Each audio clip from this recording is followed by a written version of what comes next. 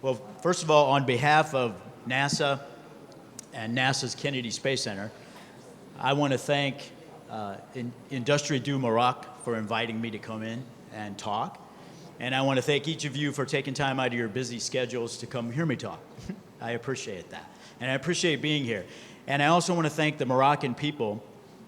I had an opportunity to be here for a couple of days before the event. It's my first time in Morocco. And I want to thank you so much for your hospitality. You're such a warm and welcoming people, and I've had a fantastic time. It's really been an amazing experience, and I'm going to have a lot of great stories to tell my NASA colleagues when I get back, and they're going to be really jealous, let me tell you. All right. Oh, thank you. Thank you. All right, so today I want to discuss gaining competitive advantage and creating revenue and creating partnerships with U.S. industry by commercializing NASA's patented inventions. Now, many of you are probably aware that NASA publishes quite a bit of its scientific research and some of its technology development for space. We publish it in the public domain. We make it readily available to anybody in the world, and people all over the world do a lot of different things with our scientific research, and they actually solve quite a few problems here on Earth with all that scientific research and with our technology development. But what is not widely known, even within the US and even less known outside the US, is that NASA also patents some of its inventions for space. And we patent those inventions that we recognize are technological breakthroughs in commercial applications. Yes, they're very innovative for space, but when they are also innovative here on Earth in commercial applications, we identify those and we patent those in the United States. And I'm going to talk about those patented inventions in particular, and I'm going to talk about commercializing those patented inventions. All right, you're probably also aware that NASA's innovation is focused on our mission to explore space. We develop technologies for space applications. But we have found throughout our history that some of what we develop for space turns out to be technological breakthroughs in various commercial applications here on Earth. And it turns out to be better than anything else that's currently out there in these various applications. Now, that's not by design, that's not on purpose, that's a byproduct of our innovation in space. So we've learned that our innovation in space drives innovation here on Earth significantly. And so when we identify those, we have identified over 1,000 NASA inventions right now, over 1,000, that are technological breakthroughs in commercial applications, and a whole variety of commercial applications. So quite a few have been identified. We will invent, on average, about 200 new technologies, processes, and scientific discoveries per year that are breakthroughs in commercial applications. So we're very prolific inventors, and we're very prolific inventors of creating things that turn out to be useful here on Earth. All right, these are the broad commercial application areas that our inventions tend to fall within and tend to be applicable to. Now, you're probably not surprised to see, oh, my laser pointer doesn't work. You're probably not surprised to see that many of our inventions have uses in aeronautics. But you may be surprised to see many of our technology inventions for space also have uses in commercial optics, manufacturing systems, robotics, maybe hard to see because of the chairs, even health, medicine, and biotech. 15 different broad categories of commercial applications. So it's very broad and very diverse. It's not just localized to a few things.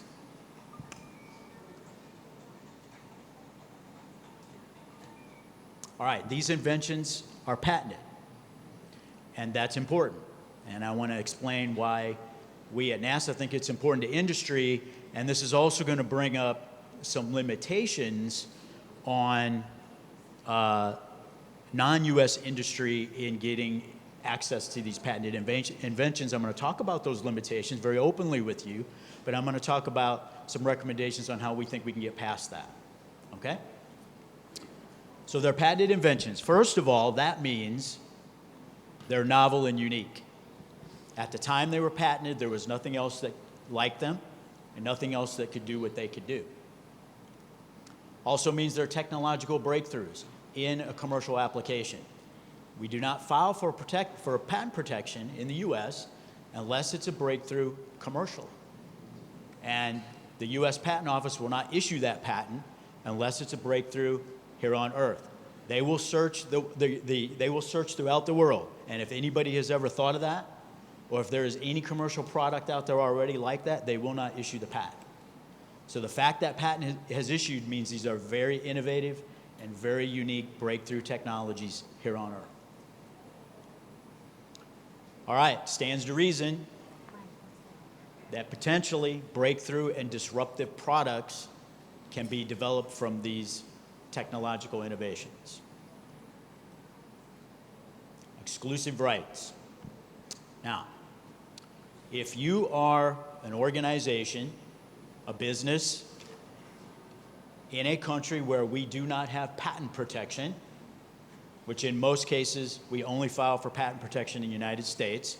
It's very rare we file outside the United States. So most companies outside the United States, we will not have patent protection in your country. You are actually free legally to go study our published patent and do what you want with that information. Right, we publish a patent that's in the public domain. Anybody in the world can go study that. Legally, you can go do what you want with that information, as long as you do it all overseas, all your manufacturing and sales. All right? But, so we have no, you don't need our legal permission to do anything, but then we can't grant you any kind of rights. We can't grant you any type of permission to do what you're doing. All right? You're doing it pretty much unknown and pretty much completely independent of NASA. When there is a U.S. entity involved, which is where we have patent protection, for example, if you have a U.S. subsidiary, or if you have an association with a U.S. organization, possibly a Tier 2 or Tier 3 supplier to you, or if you can establish a relationship with a U.S. entity where we have our patent protection, that U.S. entity can be granted exclusive rights to the patented invention that you and they are both interested in jointly. That illustrates my reference to the partnership with U.S. industry. We can grant exclusive rights. Now, exclusive rights means that your U.S. entity will have a monopolistic position in the marketplace, maximum competitive advantage when you have exclusive rights to a patented invention. Nobody else can do anything with that technology or create any type of product from it other than you. All right, we are required by law to transfer our patented inventions to the U.S. industry. It's called the Federal Technology Transfer Act. It's been around for a long time. The agency's been required to comply with that act since the agency was founded back in 1958. Because of that law, we are mandated to make our patented inventions available to the U.S. industry. And because of that law, we have to have a program that does that and complies with that law. We do. The program is called our Technology Transfer Program, which I'm representing here today. Our tagline is bringing NASA technology down to Earth. And I love that tagline because it really clearly articulates what we are trying to do. Okay? Primary responsibility, we do a lot of things in this program. We identify, evaluate the technologies to determine if they have commercial use. We patent those technologies. We're responsible for doing that. And then we're responsible for granting those legal rights to use the technology in some way to a U.S. entity that wants to do that. How do we grant legal rights? Through what are called commercial license agreements. These are very important agreements. When the agreement is in place, it allows and authorizes NASA to share every bit of knowledge we have on that patented invention, which can go well beyond the published patent information that's in the public domain. And most companies that want to commercialize our patented inventions need more information than what's already in the public domain. They want access to the non-publicly available information, which is our test data, our reference material, background information, our know-how. They want access to the NASA inventing team to be able to understand the technology and get their help in assessing it. Okay? All that knowledge transfer is available because of those license agreements. Once again, if you're in a country where we don't have patent protection, this has no legal basis. So there's no license agreement. So now all you have to work off of is the published patent, because we can't do all that. NASA's not authorized to transfer all that information to you, all that enabling information. Okay, that's where the U.S. partner comes in. We can do that with them. The commercial license agreement also breaks the chain of liability back to NASA. In other words, if you develop this technology into something and you kill yourself and your neighbor, you can't hold us liable. Our legal people, that's extremely important, have those agreements. So you could see our resistance to transferring information without those formal agreements in place, right?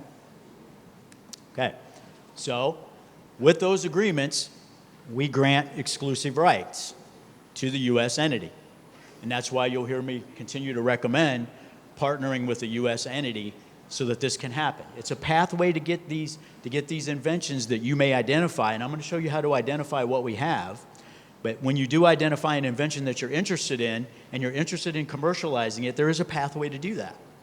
Okay, even though we don't have patent protection here, there is a pathway for Moroccan industry to partner with U.S. entities to get these technologies and work together. Exclusive rights can be granted through these license agreements. All right, those are not without a cost. We will negotiate royalties and an upfront fee for that. However, many companies do not want exclusive rights. They're happy with non-exclusive rights. That's because the business case doesn't always warrant that. They gain competitive advantage through other means. So they will negotiate with us lower royalties and lower fees than what you would expect with exclusive rights. That's very common. All right, we also grant legal rights through what are called non-exclusive evaluation license agreements. These are very important, but they are limited in what they allow you to do. They only allow you pre-production product validation testing, or in other words, they allow you to create a product prototype and test it, make sure it's going to work for your application. They don't allow you to manufacture anything on any kind of mass scale, and they don't allow you to sell anything. Right? They only allow you to do this. These are cost-effective. Not sure if you can see that. Since they are so limited, and then since there's no sales involved, there's no royalties for these license agreements. Typically, we have a $2,500 upfront fee, but that is negotiable. And sometimes we waive that completely, especially if we are granting legal rights to a university that wants to do this kind of development and testing work, which is becoming more and more common in the U.S. So those can be quite cost-effective. They can be free. All right, who in NASA is responsible for granting these legal rights? Me, I do it all. No, I'm just kidding. We have 10 research centers around the United States, NASA does. Kennedy Space Center is one. We have Ames, Glenn Research Center up here, Armstrong over there. Each one of our research centers has their own technology transfer office. And it's our technology transfer offices that grant these legal rights and fulfill the functions of technology transfer. That's important because each tech transfer office is only responsible for patenting and licensing the technologies that were developed at their center. So if you end up being interested in a patent invention that was developed at Ames, you, your American partner, would end up dealing with the Ames Tech Transfer Office. If it was developed at Kennedy, you'd end up dealing with the Kennedy Tech Transfer Office. So we are a decentralized program. Okay, can't see that either. All right, so let's get to the meat of our talk, which is let's talk about the patented inventions that are available. Remember I said we have over 1,000. Actually, it's about up to 1,400 right now. So that's quite a few. What we have done to make it easier for anybody in the world to identify what patented inventions we have made our very large patent database searchable by anyone via the web. It's called our Technology Transfer Portal. Here's the URL right there. Anybody can go there, and anybody can search fairly quickly and identify patented inventions that fit your commercial interests. Helps you determine what we have that fits your commercial interests. Yesterday, when I was at the organization I mentioned earlier, we were in the portal doing some searching and identifying multiple inventions that fit their interest areas. Okay? The portal, essentially a search tool, allows you to search very quickly, find out what we have that's available, or determine that we have nothing available you're interested in, and then you just move on and do something else with your time. Wait a year and we'll have 200 more inventions in here. Wait another year and we'll have another 200 inventions in here. Okay? The portal provides very brief, high-level summary information of each patented invention. It's not pages and pages of stuff. Okay? It's a simple one-page description written in as layman's terms as we can. It will provide the patent number if the patent has issued. And of course, you can take these patent numbers and go find the patent documentation, and you can read up on the claims and what these technologies can do. It will also list the possible commercial applications. It will list who to contact within NASA to get more information. In other words, which tech transfer office you would need to talk to. Now, right here is where I would suggest you have a U.S. partner involved. U.S. subsidiary, Tier 2, Tier 3 supplier that you've identified with both expertise and an interest in this, in the same technology that you're interested in. This is the time to get them engaged and have them contact NASA and let them lead the conversation. Okay? For all the reasons we just talked about. This is not an export control issue. All these patented inventions are cleared by export. We put information out there to the entire world on these through the patent publication. This is a patent protection issue. Okay?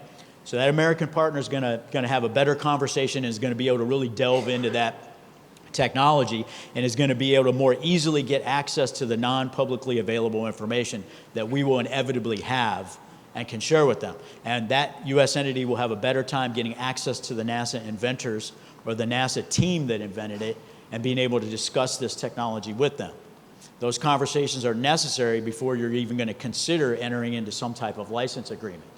And then that American entity is going to be capable of entering into that license agreement so we can get full knowledge transfer. Transfer of everything, right? Your partner. They can manufacture in the United States or whatever kind of arrangement you're going to make. We are going to require some manufacturing to be done in the United States because remember the U.S. needs to have some economic benefit from this. But then what you and your partner do from that point onward economically is up to you, right? All right, this has a technical keyword search. You plug in your technical keywords right here, and it'll pull up the different patented inventions that match. It's going to return a thumbnail list that looks like this. These are real easy to scan through, even several of these. Shows you a picture, a title, and the first few sentences of that description. If you click on any of these, it will pop open a one-page description, so you can read further. All right, we also have another way to search, which is what I call a category search. If you click on the large patent portfolio icon on the front page of the portal, it will take you to those 15 broad commercial application areas. These are all hot links. Click on any one of these and it'll bring up the patented inventions that fall within that application area, and only those. And it'll also have a search tool that searches only within that category. So that could be a little bit quicker way to search. All right, software. I want to talk about software real quickly and then I'll be done with the portal. NASA develops a ton of software for space, a ton of software. Artificial intelligence software, almost every kind of software you can imagine. Much of our software we provide freely and publish it in the public domain and make it available. No license agreements required. And all that free software is published in our NASA software catalog, which is shown right there. If you click on that, it's going to take you to a page that looks like this. All the software is going to be categorized, and there's a search tool that will allow you to search through all that free software. All you have to do is download a simple software usage agreement, upload it, and then you get a link. Now, some of the software is available to anybody in the world. Some of it is restricted to only U.S. citizens and U.S. organizations. It's complicated on why that is, but that's just the way it is. Some of it is. Okay, so not all of it's available to everybody, but we see hundreds and hundreds of downloads in the United States and around the world from that catalog every month. We made a mistake, and we did a social media push not long ago about the software catalog, and we had 300,000 applications for software in 1 month. In 1 month, that's the power of social media. That's the power of free software, okay? And we couldn't keep up with it. We were inundated. It took us months to work through all that and get all that software out there. All right, here's a very, very important question. Has this already been done? Has anybody really commercialized these patented inventions? Signed license agreements, developed products from them? Or am I suggesting something that nobody's done? Some harebrained idea we just came up with yesterday. No, this has been being done by U.S. industry for decades. Most of you do not even know all the different products that are in your everyday life that are traceable back to NASA. You don't even know. The different things that industry has created from our products or from our technologies, the different products that they've created are called NASA spin-offs. And since the late 1970s, when we started documenting these things, identifying and documenting them, which is not easy to do, and I'm certain we're not finding all of them, we estimate there have been several hundred products developed from NASA's patented inventions. That doesn't count all the stuff that's been developed from our science that's just out there for free. This is just from the patented inventions through licensing and commercializing, several hundred. Has anybody made any money? Some. Rough estimate that the NASA spin-offs developed from patented inventions have generated about $1 to $2 billion in revenue over the last 10 years for those companies. That's a rough estimate. That represents business creation, product creation, disruption, job creation, economic development, positive economic activity, right there, okay? So it's been done, and it's going to continue to be done, and if we in NASA Tech Transfer have anything to say about it, we're going to try to increase it being done. It's partly why we're here, right? U.S. industry, yes, we spend a lot of time talking to them, but we're also interested in talking to non-U.S. industry, because we know you have technology challenges, your own competitive things markets you're trying to compete in. I think you heard all your industry leaders discussing that. Business everywhere in the entire world is required to relentlessly innovate nowadays. You must relentlessly innovate, or I don't think you're going to survive. Well, with an American partner, NASA is available to partner with you too by transferring our patented inventions to you. And we are a partner who relentlessly innovates. And we have since the agency was founded, and we always will. We always have been relentlessly innovating. That's not new for us. And that relentless innovation in space is spawning all these technological breakthroughs for here on Earth, and has been doing that. And some have been getting access to that and taking advantage of it, as they should. But we'd like to see a lot more taking advantage of it, both within the US and partnering with foreign industry, so that the world can benefit from space exploration to the maximum possible with these breakthrough technologies. Okay? That's the logo. That tells me I'm done, but that's my last slide.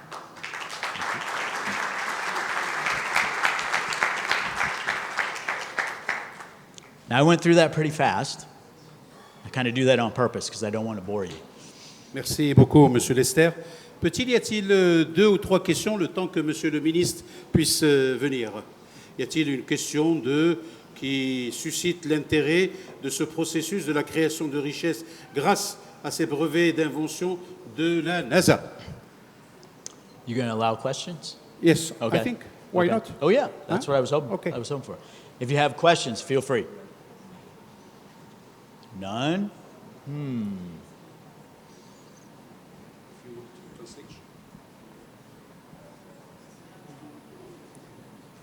Messieurs, dames.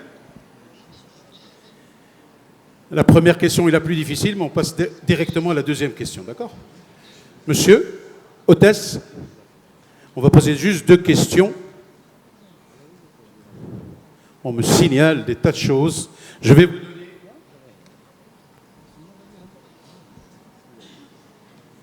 Voilà. Oups, là. Ouf. Bonjour. Je vais pour des questions de protocole, je risque en live. C'est rapide, c'est rapide. Une minute. Vous connaissez l'histoire. Donc merci à Monsieur Lester pour le long voyage qu'il a fait pour venir nous rejoindre au Maroc. Merci à Industrie du Maroc qui a réussi à ouvrir une petite fenêtre avec la NASA. Et j'espère que dans les années prochaines ou les éditions prochaines, on puisse recevoir le patron de la NASA, pourquoi pas. Alors ma question c'est un sujet un peu qui est nouveau. Et ma question c'est déjà de savoir est-ce qu'il y a des exemples concrets de partenariat ou de transfert technologique entre la NASA et des sociétés qu'on peut connaître, des exemples concrets avec des transferts technologiques qui sont concrètes. On peut avoir.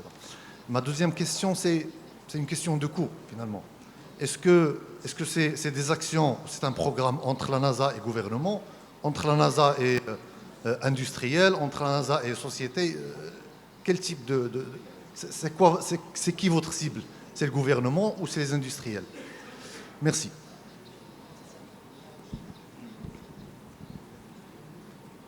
All right.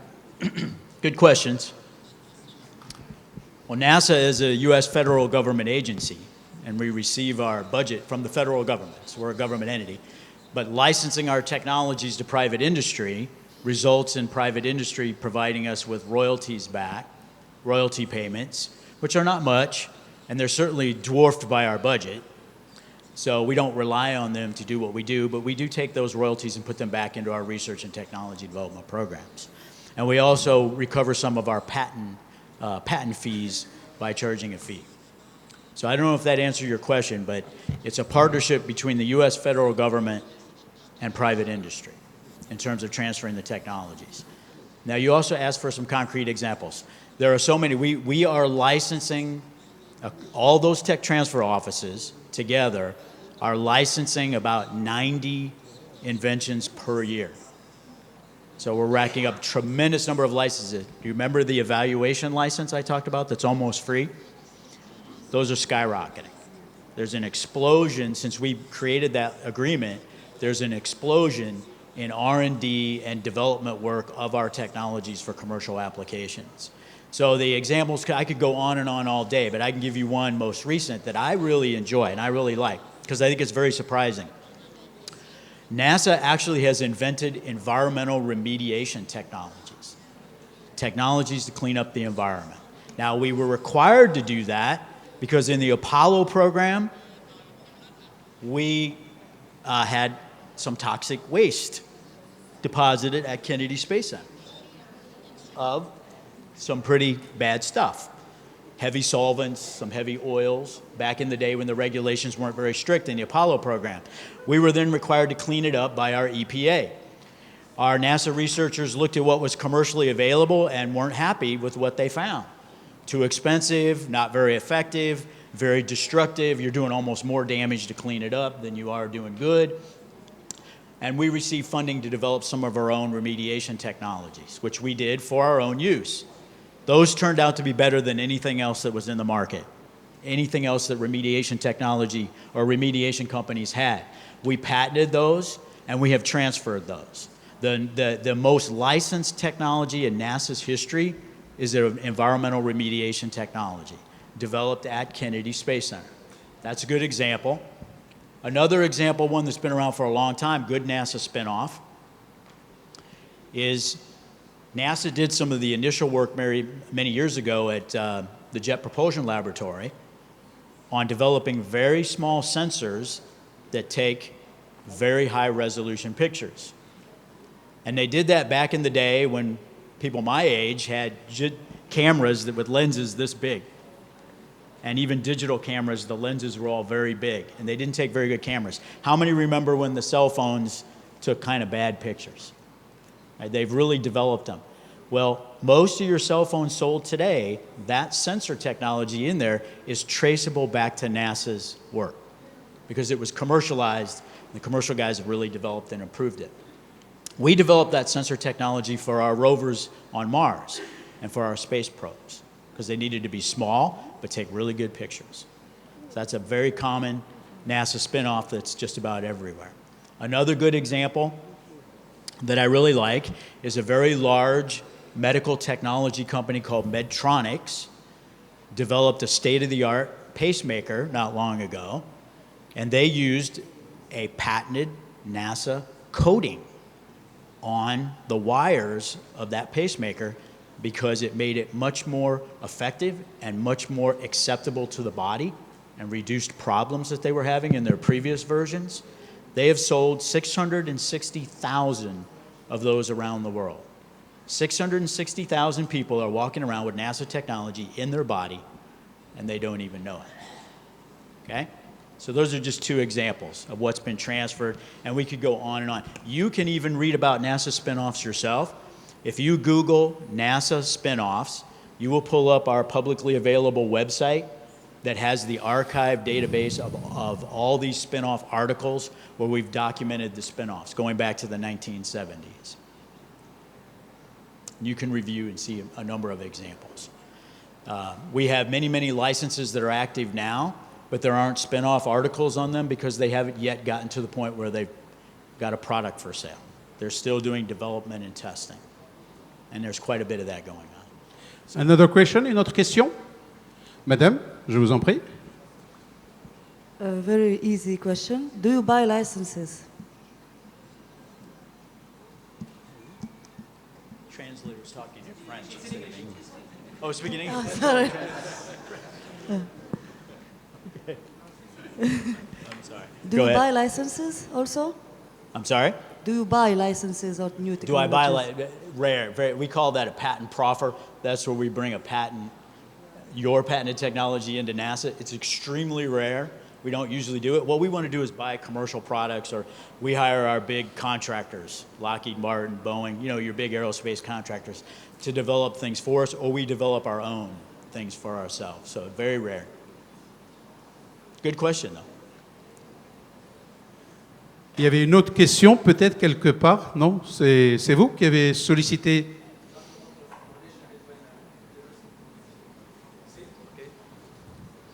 Very quick question. The relation between NASA and universities like MIT, Harvard, and so. Oh, we have NASA historically has provided grant money to universities across the United States, and there's even grant money provided to non-U.S. universities. All this is usually done on a competitive basis, but yes, we provide quite a bit of our budget to universities, and universities do quite a bit of the research that we need done for space. And many companies do. A lot of small businesses do research work for NASA. Une autre question? Pardon? And those universities more than likely have received money at one time or another from NASA. Attention. S'il vous plaît, merci.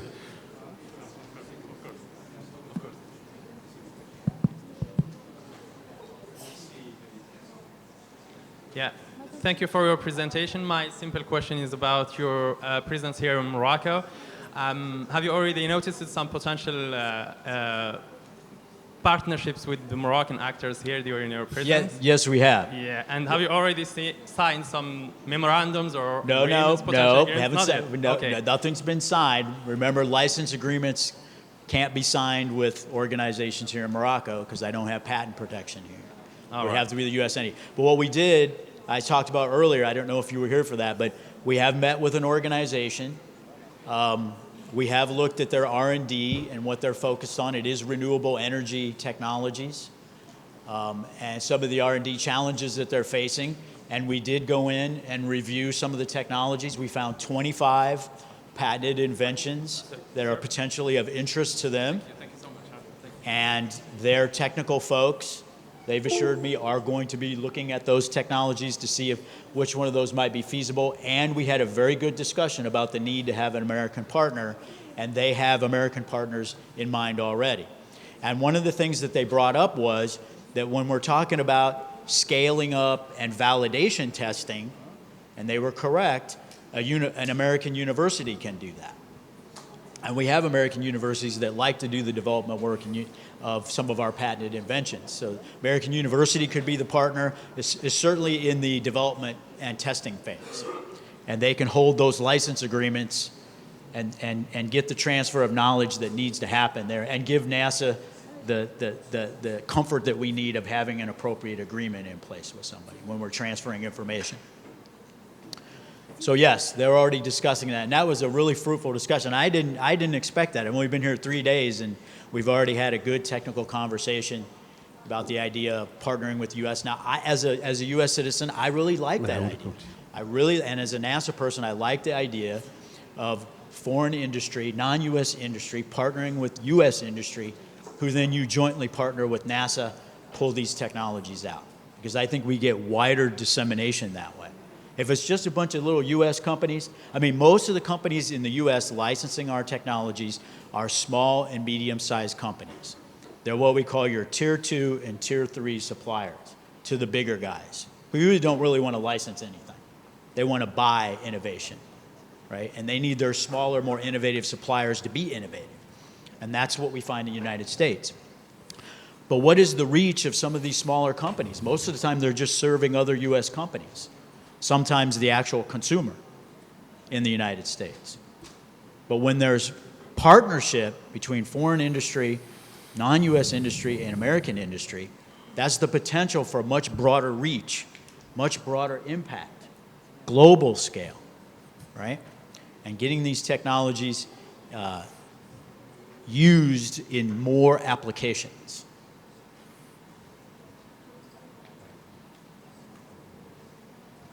Any other questions? Any question, monsieur? C'est Hassan? Merci. Just a little question. Who decides about research programs at NASA? I'm sorry, I didn't understand the question. One more time. Who decides about research programs at NASA? Can you help me with that? Research programs. Sir, you said, How decisions are made about research programs? the research program? Yes. Okay, research. I'm sorry, my hearing's probably not that good.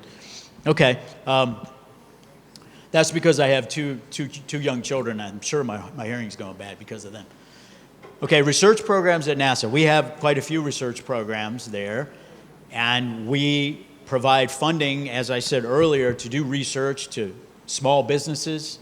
We have a small business innovative research program that is actually widespread across the entire United States federal government, where we provide grant funding to do research for NASA and other government agencies only to our small business community. That's very important for fueling small business and helping them grow. Most of your NASA spinoffs come from those small businesses doing research for us and then determining, wow, this is a breakthrough commercially. I can commercialize that. That's where the vast majority of the spin-offs come from. Only some come from patented inventions.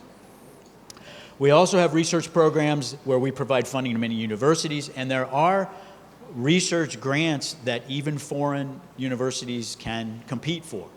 If you were to Google N as in Nancy, English Nancy, Spires, N Spires, it's a weird name, NASA N Spires. You will pull up our solicitation site where we solicit for research projects, and we provide, and it's all done competitively, but you will find now and then solicitations that are open to anybody in the world. If you got a good idea, if you can help us fix the problem that we have in space, submit your idea, right? So does that answer your question? Okay, and of course we have all our internal research programs, which are generating these patented inventions, right? And a lot of other things for NASA too that are done by the NASA researchers internally in our labs, who I work with quite a bit. Plus de questions? Ouais. Monsieur, je vous en prie.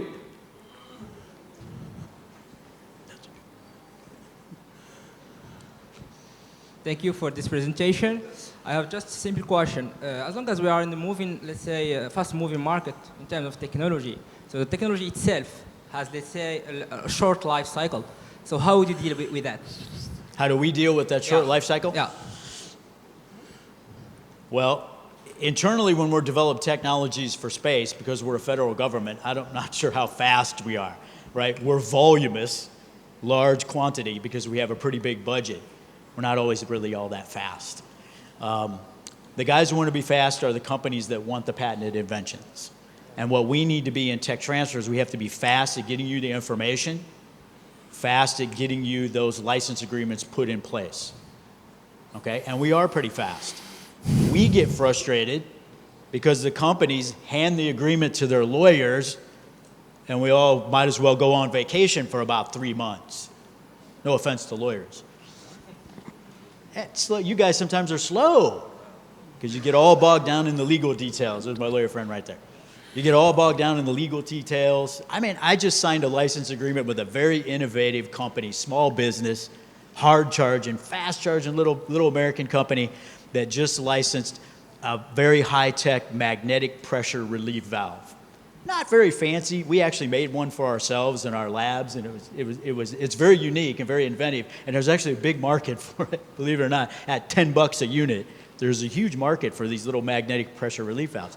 You think these guys are going to be really fast entrepreneurs, right? And we waited, and we waited every step, every negotiation. We waited, and we waited, and months and months and months. And we agreed to all our terms and conditions, got all the way down to signing it, and they came back and said, "Oh, the CEO didn't agree to this." I said, "Well, who have I been talking to all this time? I mean, you're not the decision maker, this deal." So I said to them, "Okay, we can start over, and we can renegotiate all these terms and conditions that we just negotiated." They came back next day and said, "No, it's fine. We'll sign it." Okay?